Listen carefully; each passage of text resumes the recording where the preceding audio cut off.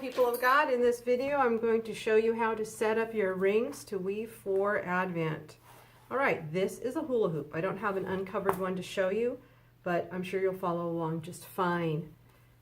We took broadcloth and cut it in strips with the grain, about 1.5 inches to 2 inches wide, dipped it in starch, and then just wrapped it around the hula hoop and set them out in the sun to dry. They dried really firmly, and they're not going to unravel at all.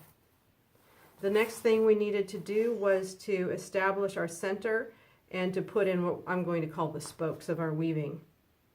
Now, I tried this originally by putting these all the way across, and what I found out is I ended up with a lot of bulk in the middle, and the hula hoop warped quite a bit. If you pull too tightly, you can easily end up with an egg shape, and that's what happened in my prototype, so we don't want to do that again. My husband found these rings at a hardware store. They cost about $1.50 each. I have absolutely no idea what they're for, but they're going to work marvelously for this project. I tried stringing these with grosgrain ribbon and with satin ribbon, and I found that this satin ribbon worked the absolute best. It's quite lovely to work with.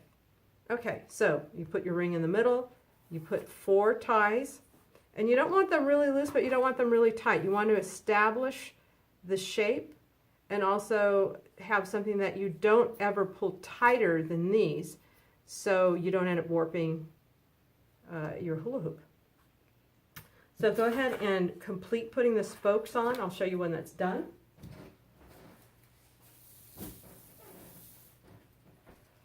And you can see these are in an inch, about 2 to 3 inches apart. You don't have to be exact. This is art, and it is supposed to be fun.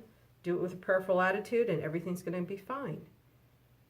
Okay? The main thing to remember is you have to have an odd number of spokes, otherwise your weaving will not work out properly. So count them up, make sure there's an odd number. And then I'll just show you the weaving material.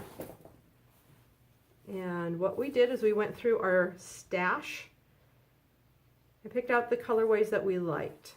The main thing is with your weaving strips is to cut them on the bias. It provides a nice stretch to them, and it enables them to go around in the circle quite nicely. This fabric, I believe, is a lining fabric. What I like about it is you have the nice shine, so that'll look really pretty when it's hanging. It stretches, and if you notice, there's no fraying. I found a lot with heavy satin cloth, you get a lot of those little frayed hairs, and it doesn't look very pretty at all. Another nice one to use is a stretch velvet. And then, of course, you need to have something sparkly and pretty. Whether it stretches or not, this will gather down, and it'll provide a nice texture as well as some really pretty color. So that's how you start it, and I have another video posted showing how you weave. And when we're all done, I'll show them hanging up in the church. I know they will be spectacular.